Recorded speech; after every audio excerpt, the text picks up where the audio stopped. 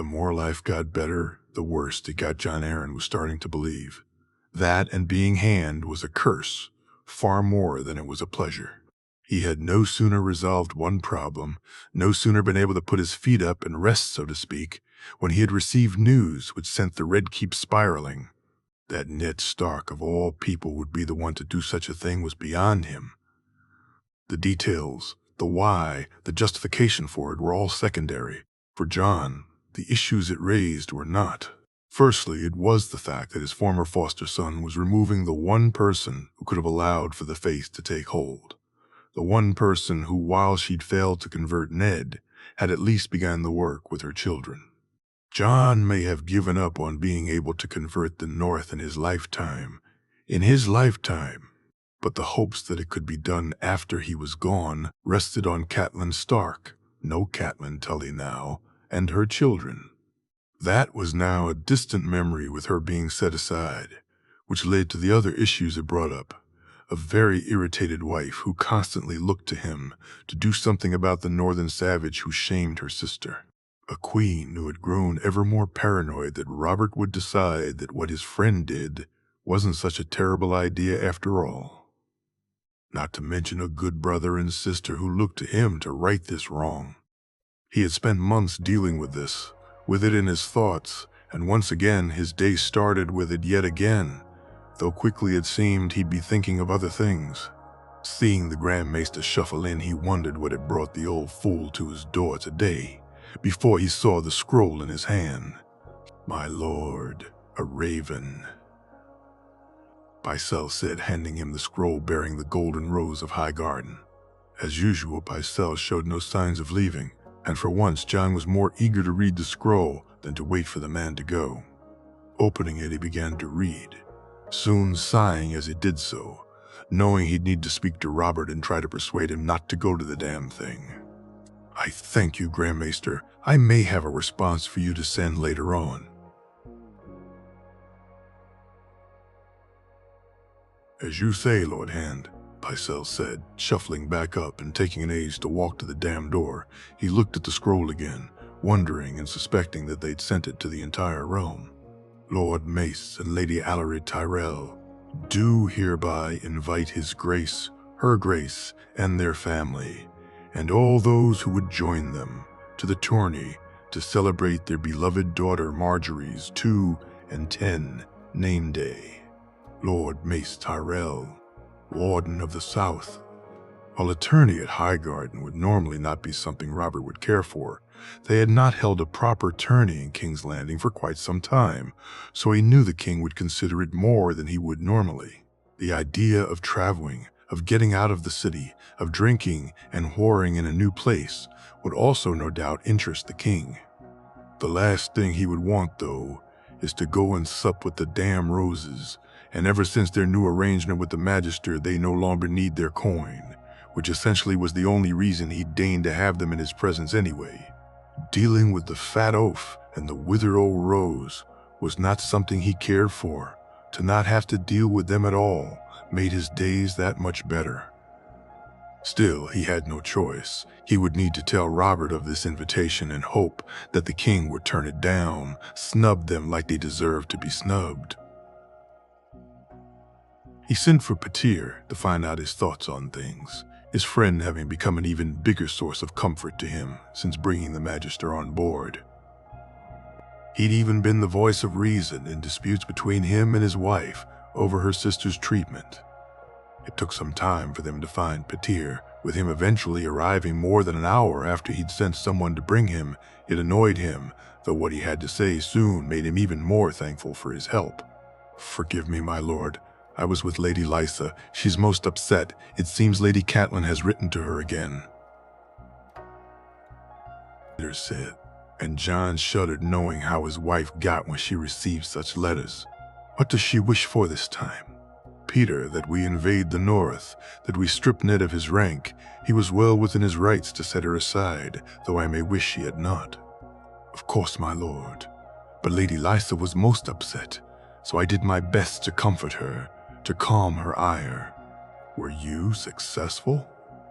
He asked hopefully. I was, my lord. She was in a far more pleasant and agreeable mood after I left. I thank you, Petir. What you do goes above and beyond your duties. You are a true friend. I am most pleased to hear you call me such. My lord, you sent for me. Was there something specific? Ah, yes. I received this from the Oath of Highgarden, he said, handing him the scroll. He watched as Petter read it, almost carefully going over each line. He could almost see the wheels turn in his mind, the ideas taking hold. It was one of the things he most respected about his friend. He was able to see things that even John missed. It made him think of the future, of what would happen when he was gone. There could be no better choice than Petir to replace him as hand he felt. You think his grace would wish to go? Peter asked. I do. Would that be a bad thing, my lord? We don't need the damn flowers. Why grace them with a royal visit? Let them know instead they were snubbed. Indeed, however, should his grace and the crown prince go, we could once again tempt them with the idea of a betrothal. Not in the 7 hells before I give that old cunt a queen for a granddaughter. Of course, my lord. I wasn't suggesting we actually give them anything.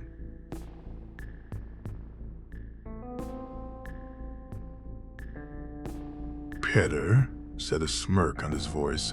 Petter? No doubt, my lord, Olenna knows of our new arrangements, knows that we no longer need her coin. It leaves them out in the cold even more. Since taking their coin away to force us to bend to their will didn't work, now she's the one who'll be more desperate.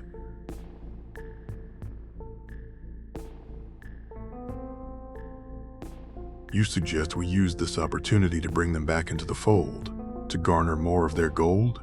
Indeed, our arrangement with Illyrio is working even better than we hoped, but still, it would be good to have more, would it not, just in case things became difficult, Peter said. Harstead.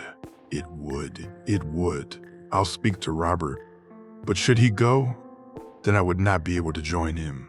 I hate to ask this of you, Petter, and you're needed here far more, but if it's to happen, would you accompany the king on my behalf?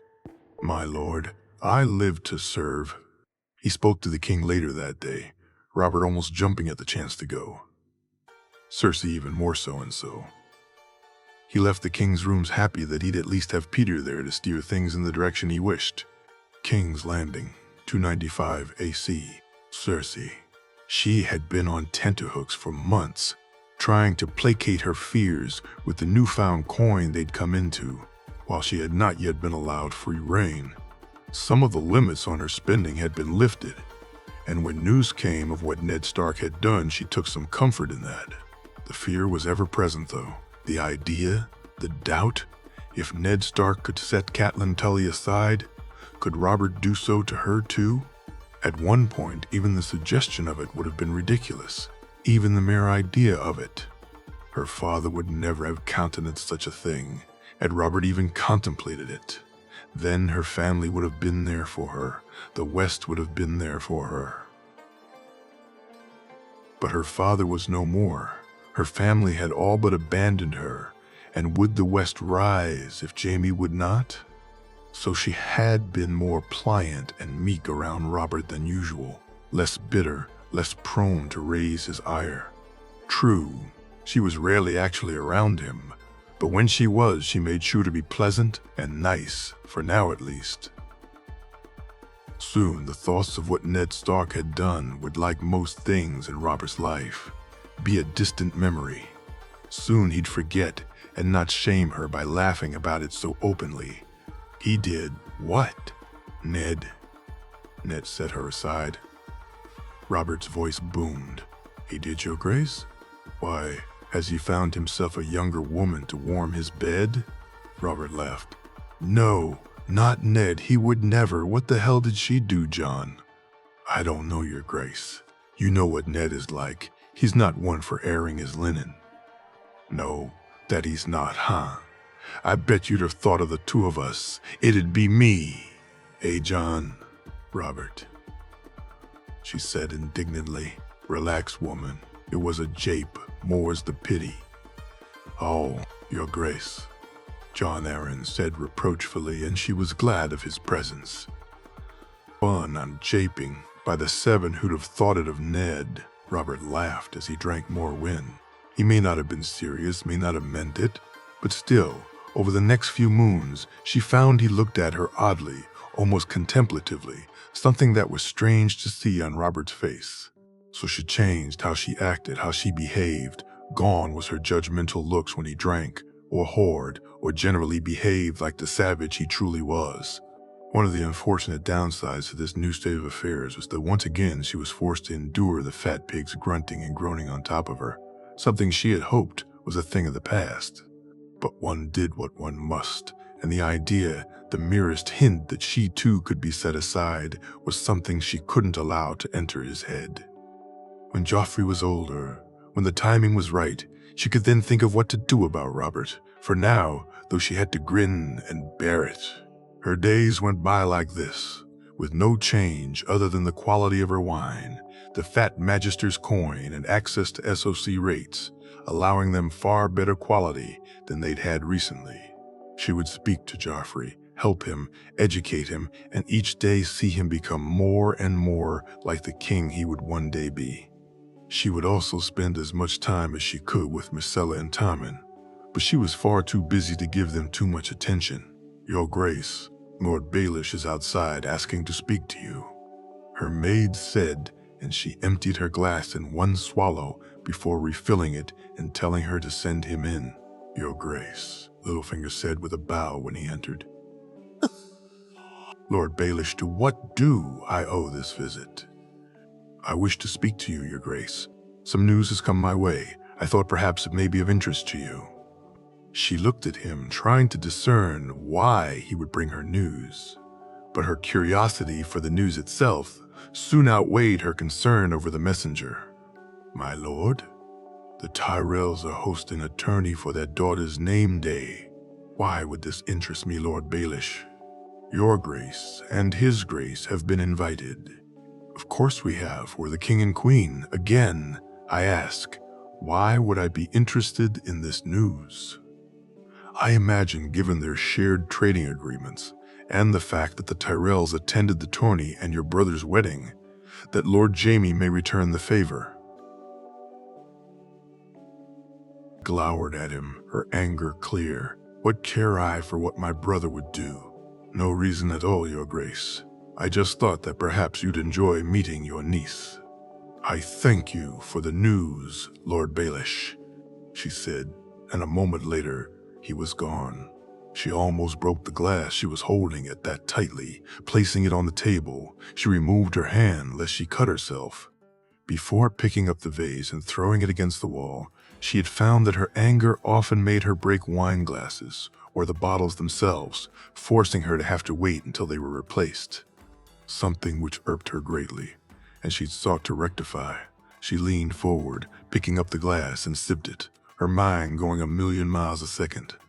Littlefinger was right. Jaime would be there. Maybe his northern whore too, and their mongrel whelp.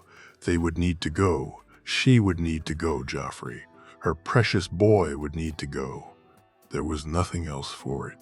Should Robert deny them, she would need to take the chance, need to raise his anger and force him to go just to spite her. In the end, she had no need to do anything, her husband being far too excited by the idea of a tourney, far too eager to pluck some of the Reach's fruits while he was there. As she lay on her bed that night, she began to think she would place Joffrey near Lady Marjorie, let him see her, charm her, force her husband to give up this ridiculous notion of a wolf bride for her boy.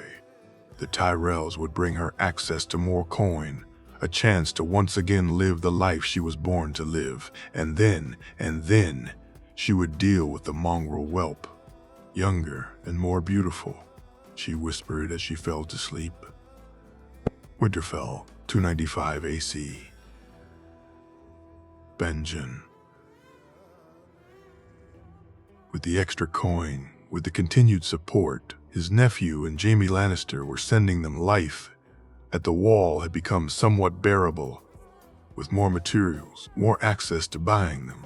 They'd been able to do works that they'd never thought they would. The common hall was no longer drafty.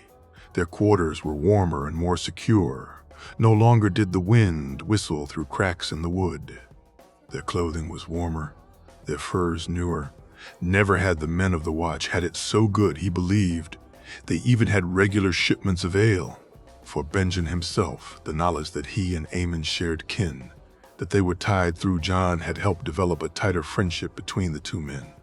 They would talk, eat, drink together, and be joined by Sir Alliser and Sir Jeremy, all four eager to hear more about the king.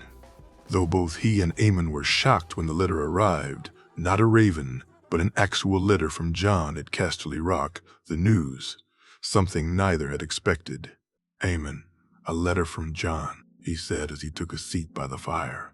"What does our nephew wish to speak to us on now?" Aemon asked excitedly. He looked at the maester after reading the letter, trying to decide how best to tell him what it said, that he had more kin would be welcome. News, no doubt. How he had more kin, not so much. Jon says Tyrion Lannister is not a Lannister. He's a Targaryen, his uncle, Aerys' son. What that cannot be. How? I'm sorry, Aemon. It seems Aerys committed far more crimes than we ever knew.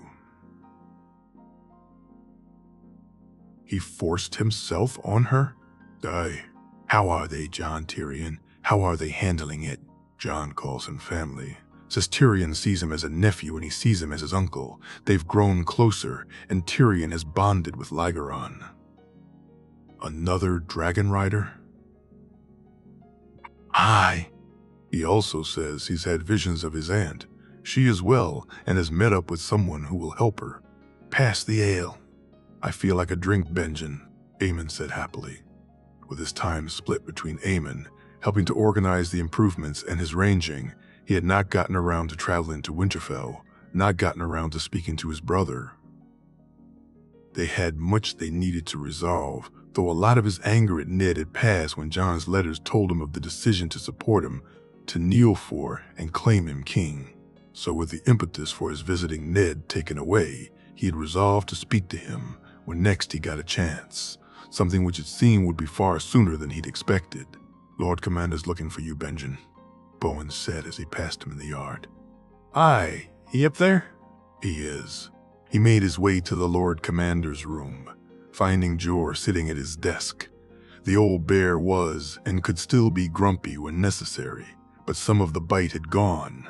Seeing his family thrive, Bear Island prosper, his niece married to the Warden of the West, and a new mother, all of it combined to make him far happier than ever.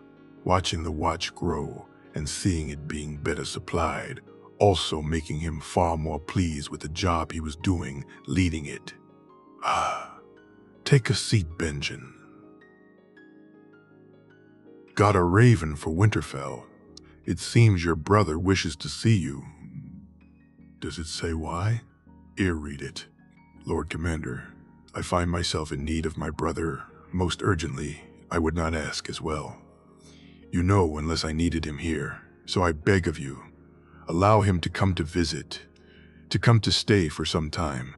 Ned Stark, Warden of the North, what's going on? He asked, wondering if Jor knew any more than he. I don't know, Benjen. Last time we received such a raven was when the war was on. It's not like Med, so while I've not heard of anything too pressing, I'm willing to give him the benefit of the doubt. I should get back. Aye. Hurry back, Benjen. We do have our own work to do. I will, Lord Commander, he said, standing up and getting ready to leave. Give Ned my best. I will, Lord Commander. It was too late in the day to leave and cover much ground before nightfall, so he readied his things and spent the night with Aemon, Jeremy, and Alliser, keeping away from the ale as he was traveling early. He bid them good night, told Aemon where he was going, and had an early night before walking back to his room to find Frost there waiting for him. The direwolf was both a constant companion and a pain in his arse. He would find him at times right by his side, sleeping at the end of his bed or by the fire, while other times the wolf would need to be let out of the gates to hunt and would be gone for days on end. When he was gone, when he was out hunting, Benjen would have strange dreams, odd dreams, of moving through the woods, of hunting. He had spoken to Aemon on it, and he suggested he was a ward like Jon, though no matter how much he practiced, he couldn't seem to be able to do so at will. Looking at the wolf, he wondered who'd look after him when he was gone, who'd take care of him, and was stunned when the wolf began to growl at him. "What is it? What's wrong, boy?" he said as the wolf bared his teeth. "You want to come with me?" he asked, and as soon as he did, the wolf was beside him, his tongue licking his hand. Waking the next morning early, he broke his fast, and then after readying his horse, after gathering his supplies, he rode out of Castle Black heading south, Frost walking alongside him, the wolf moving almost eagerly as was he. Dorn 295 AC. Oberyn. He had stayed a couple of moons longer in Casterly Rock than he had planned.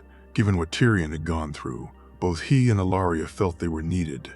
When they had left, Sorella had come with them, his daughter eager to see her younger sisters and to spend some time in Dorne before she went back to Casterly Rock.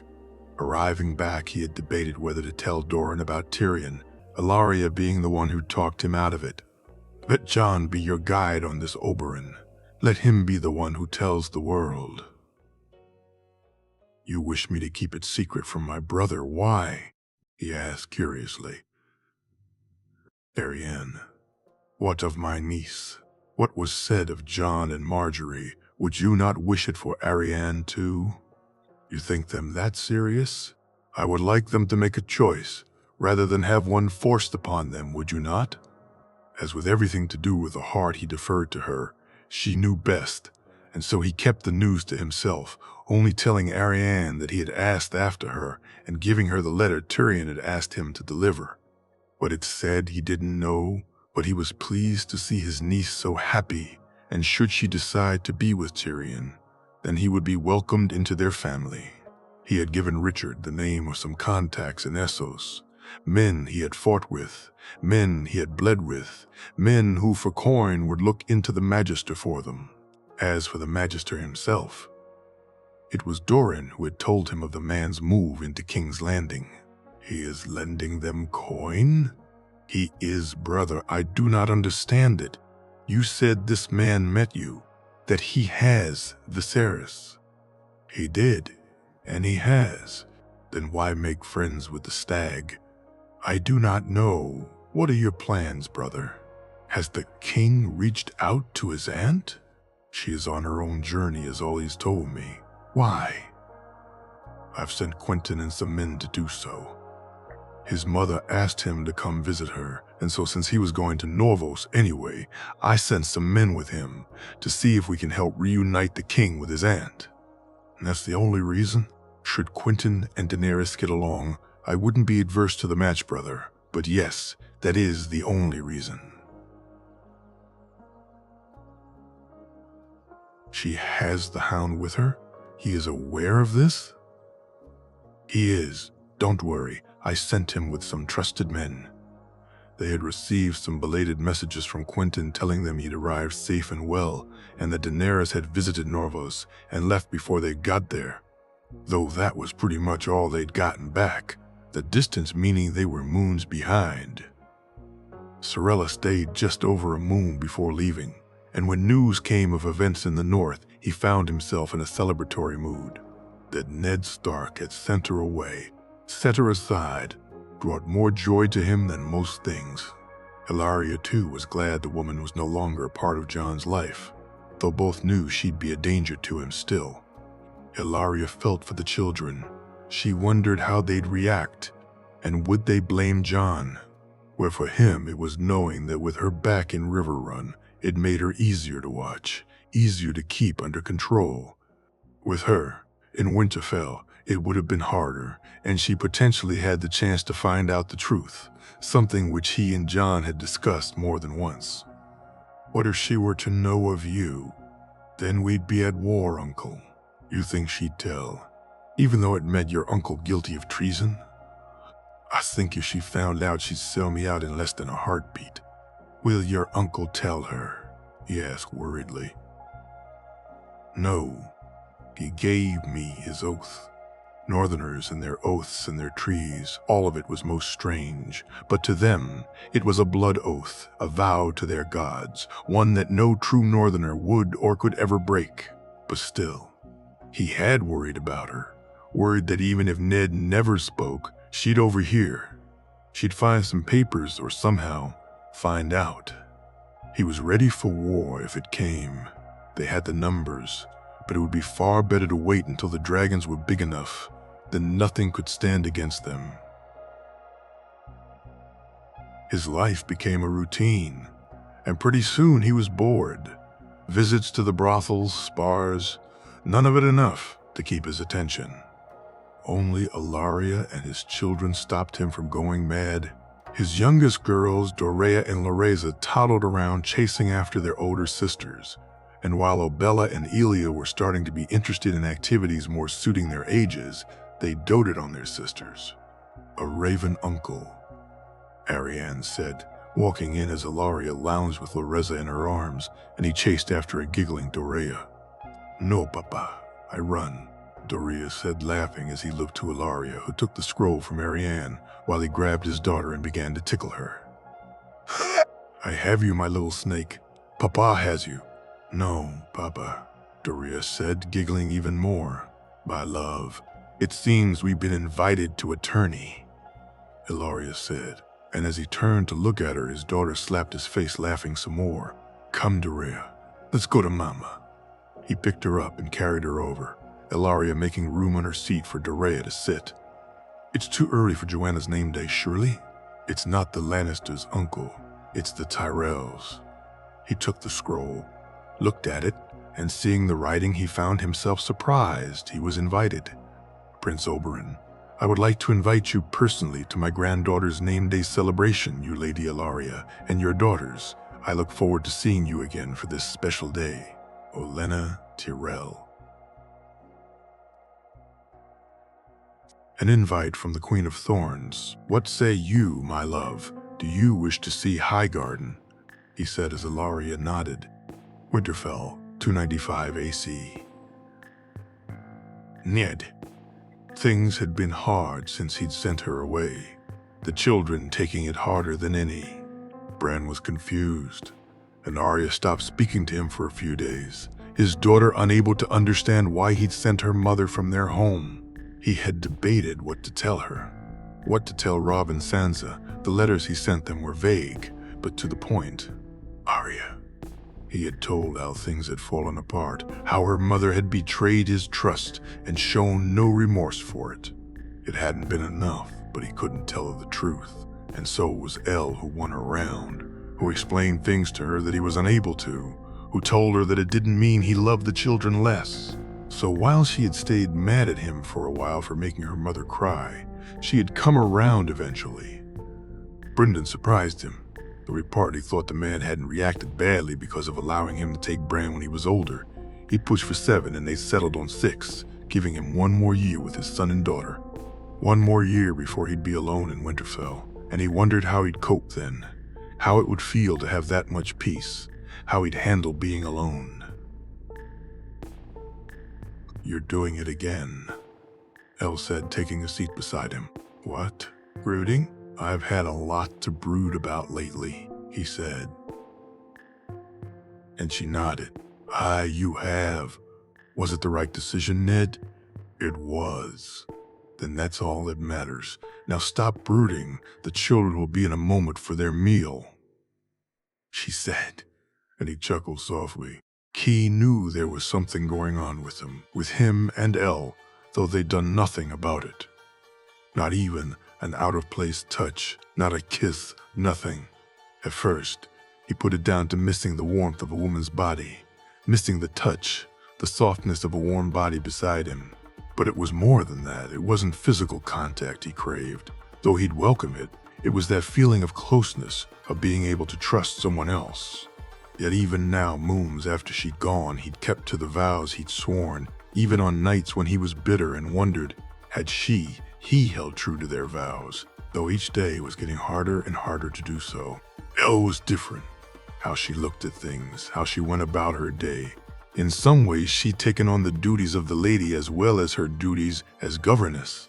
His children adored her, his household too, and each day he spent with her he was beginning to feel more drawn to her. That the wolf liked her, that Leah seemed to be almost pushing them together hadn't gone unnoticed by him either. He looked over to see her helping Bran cut his meat, saw her chastising Arya for belching, and when she saw him looking, she smiled and he felt something within him. Benjen. He heard someone call and looked up to see his brother entering the hall. "It's good to see you, Jory." "Aye, you too. Been a while." "Aye, we've been busy at the wall. I'll grab an ale with you later. I can see my brother looking at me." "Uncle Benjen." Arya shouted, running from her seat, Bran following behind. "You can't be my niece and nephew. Look at the two of you, you're almost fully grown already." "No, we're not," Bran said. "Aye, that's true if you were fully grown. I couldn't do this," Benjen said, lifting them both up and kissing each of their cheeks repeatedly. Giraffe, stupid." Arya giggled until he let her down. "Lord Benjen," Elle said as she helped grab the two children and brought them back to the table. "Just Benjen, Lady Serwyn."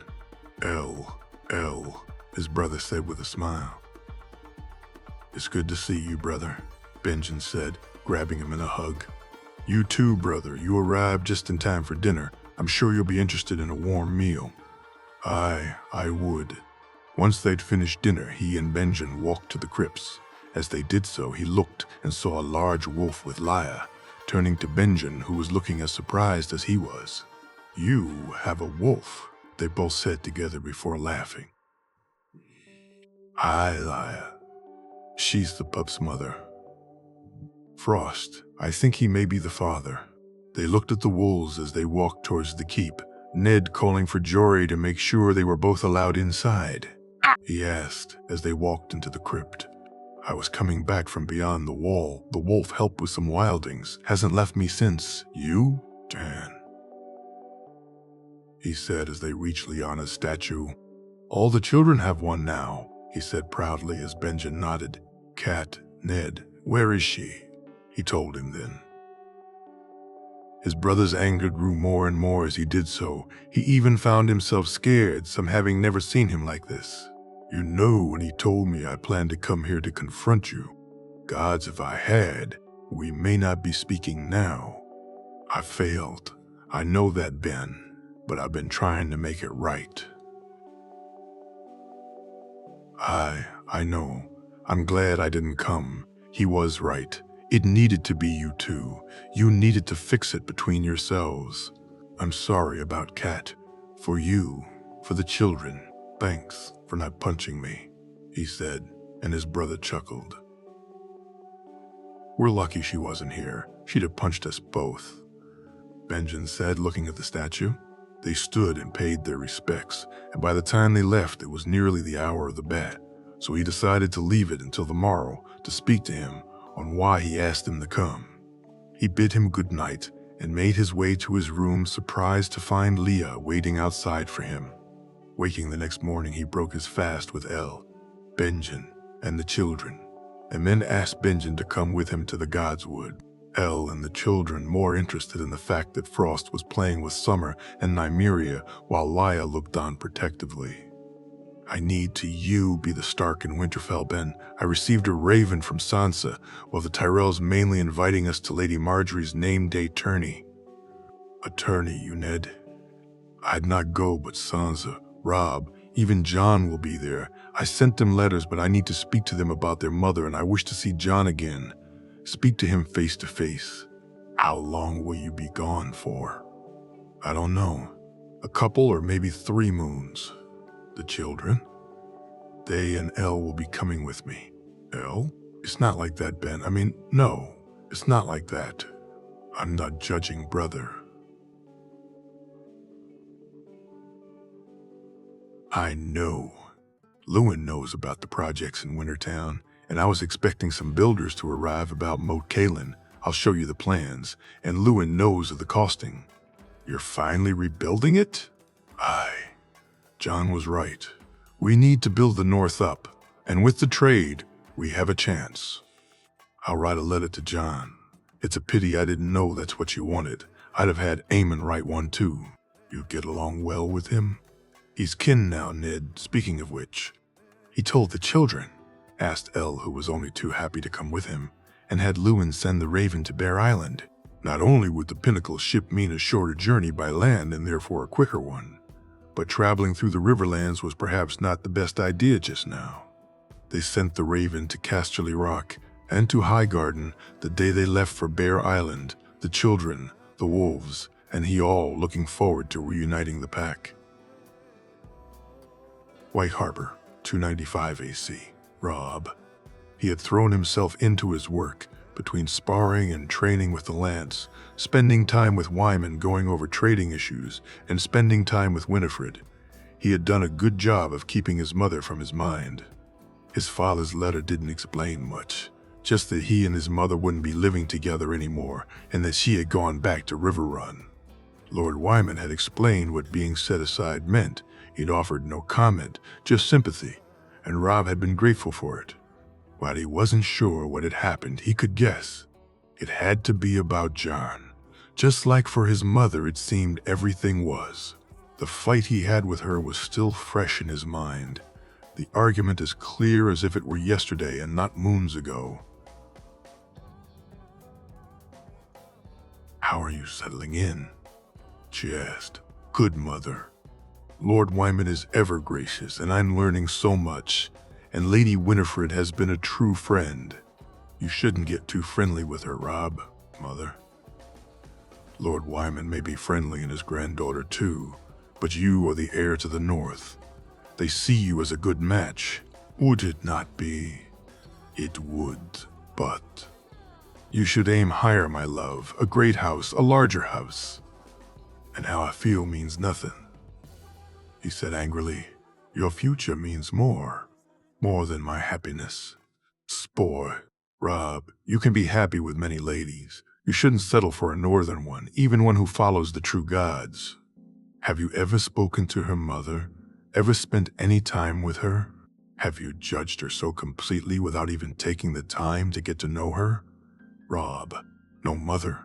I may not get to decide my future, but I'll not have you decide it for me, not have you speak ill of someone who's been nothing but kind to me.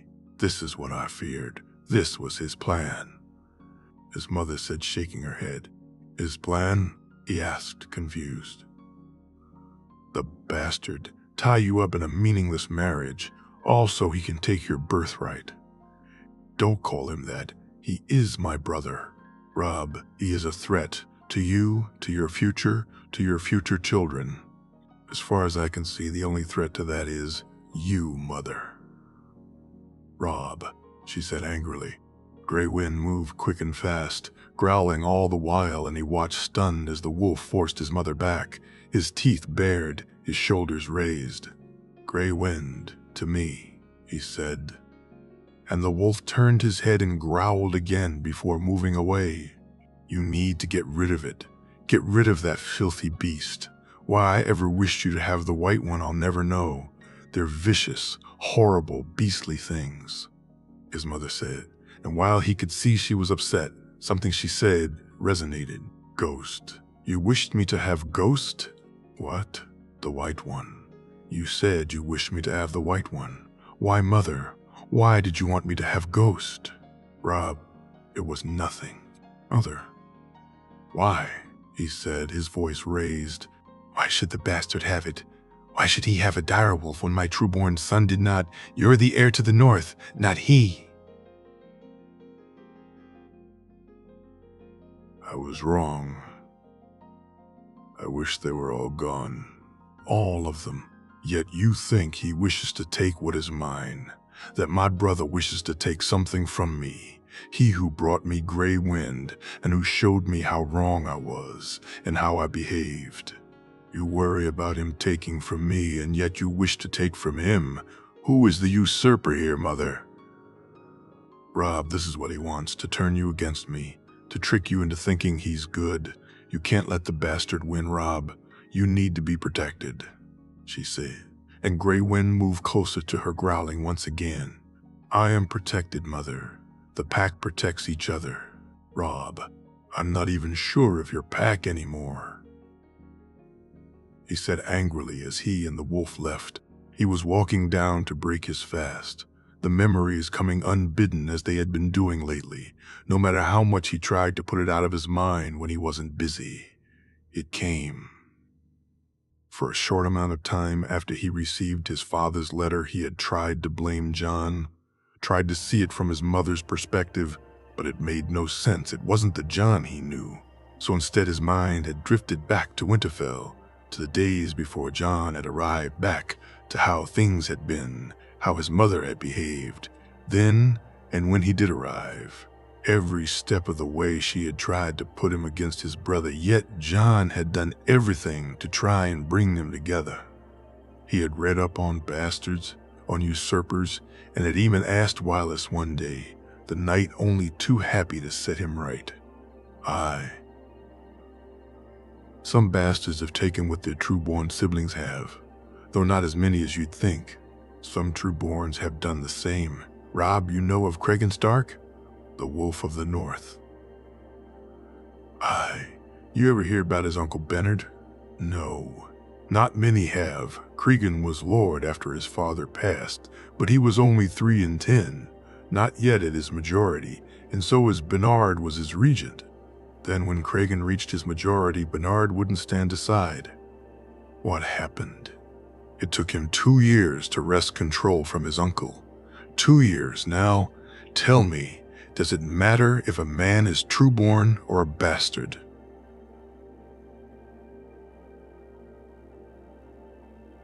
No. Do you believe your brother true? Aye. Then naught else matters, does it?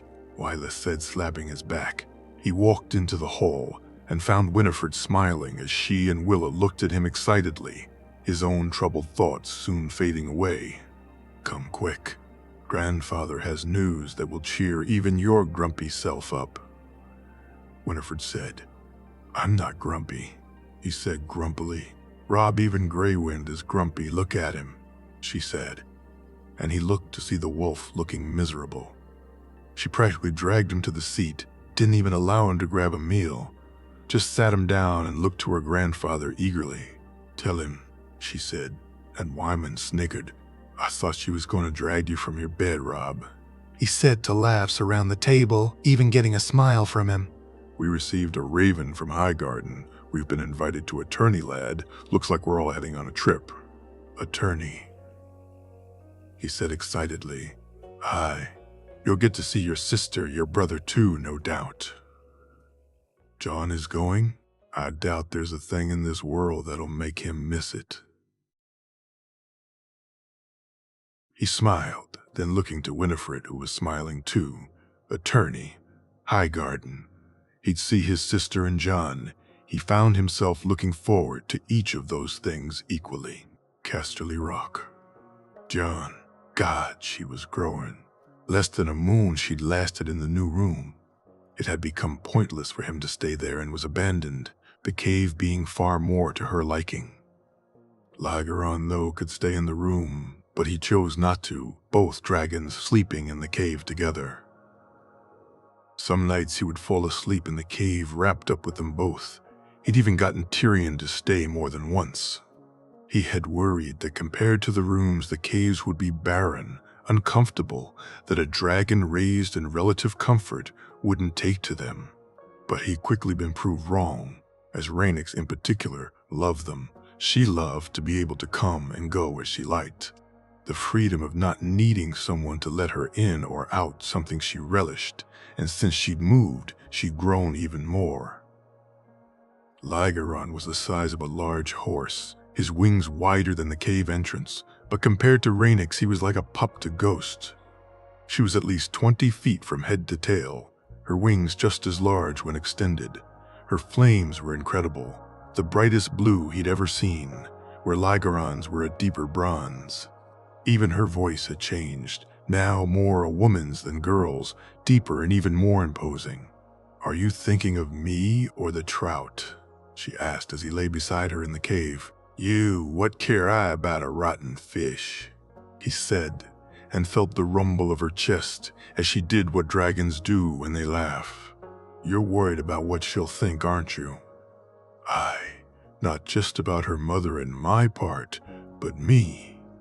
A part of me doesn't want to tell her," he said. "You have to, Jay. She needs to know. Should she find out later that you didn't tell her after you told Joy, she'll hate you for it. I worry she'll hate me for it anyway, especially now. She won't, be honest. Tell her the truth. I'm a sister. I know these things," she said, and he laughed. "What about you? I'll be gone for some time, a moon, maybe 2. Think you're so important, do you, brother? Think I can't do without you? I can't last without you near?" She huffed. "Aye, as I can't and won't be able to without you," he said, and felt her head rub against him. "I'll be fine, little brother, you just make sure you are. All of them, Jay, even the new one with the foul mouth," she said, and he laughed at her description of Bronn. "I need him to stay here. Besides, he's more Tyrion's man than mine now anyway." He felt her huff yet again, but finally she relented, and within a few moments she was asleep, allowing him to move over to his son. "Father, is Tyrion going too?" his son asked, his voice softer and more pliant ever since he'd gotten his rider. "No, he's staying. He'll come to visit, he and Sorella." His son said nothing else. Quiet, content, Lygeron spoke only when he had something to say. Rhaenys was a chatterbox, but his son was happy, and that was all he cared about.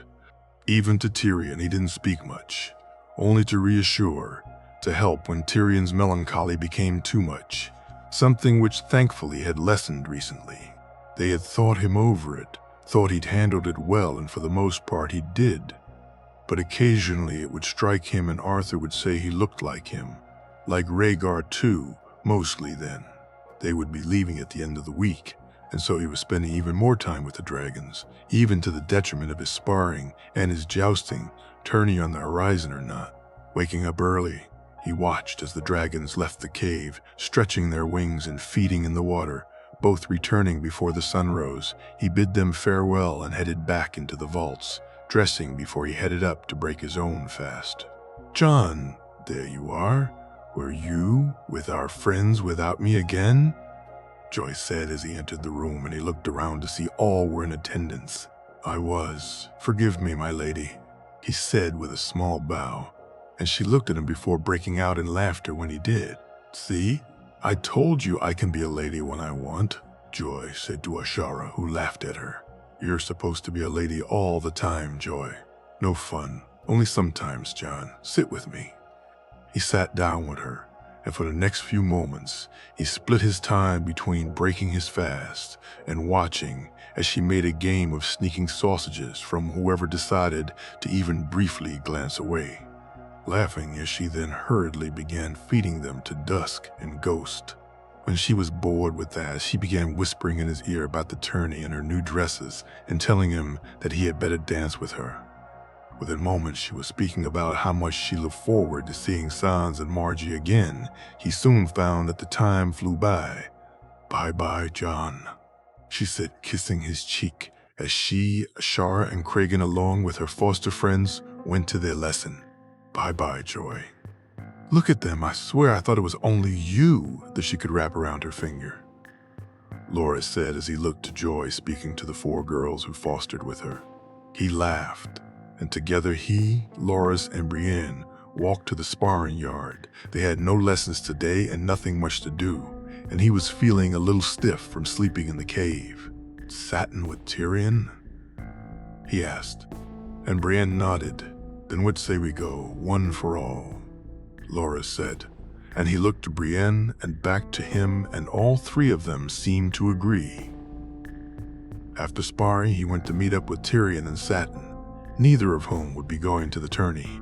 He found them as usual in Tyrion's solar, Bronn too, and after saying his hellos to Bronn and Satin, he took a seat across from his uncle. "How are they today?" "Right," Tyrion asked. "They're good. Lygeron keeps asking me if you're going with Iz. Every day the same question. I'm starting to think my son doesn't trust me," he said, and Tyrion chuckled. "I suppose I should be flattered. A dragon doesn't want me to leave." "Tribble, what of you?" "I actually don't really care. To be honest, we both can't go, and it means more to you than I." "I'm grateful for it, Uncle. I really am. Knowing they have you, it means a lot." "They have Sorella too, Jon." "Aye, they do, but it's different. You know it is." "I do. You ready for the questions?" "I am. It wasn't me, Tyrion. I may be glad of it. But I didn't interfere. I never asked him to set her aside." "No, they still may blame you. You know that." "I do. I'll look after the dragons. Jon, Loa Mara too." "Thank you." "Thank you." The maester had helped a lot. Once Jon had shown him the glass candles he'd begun to study with Melisandre, and with Tyrion's help through most of it, though he still wouldn't tell him everything. But he knew it was coming. Between he and Marwyn's letters, they'd figured out almost everyone involved, and soon it would be time to act, though as of yet he'd not come up with a plan of what that acting would look like. After visiting with Dacy and Joanna, having a spar with Cragen and Arthur, he ate his meal and went to read Joy her story. She was getting too big for it. She knew it. He knew it. It had even begun to not be a story he told her anymore, instead talking to her of the dragons, of what they got up to. But he liked spending the time with her, and so he'd resolved to keep doing it while he could. He found Jaime afterward, standing on the battlements as he did now most evenings. Jon walked up behind him, taking position, and both of them stood there silently looking out. Sometimes they talked of their day, of their plans. Sometimes they barely spoke. Once or twice they'd actually sparred up here. Jaime showing him how to fight on the stairs, against the wall. Arthur too, with blunt swords only though. "We need to be careful, Jon. This came from Richard," Jaime said, handing him the note. "Stag, Lioness, and Cub attending, Littlefinger joining them. I'll see you there. R. I don't know which is worst," he said. And Jaime chuckled.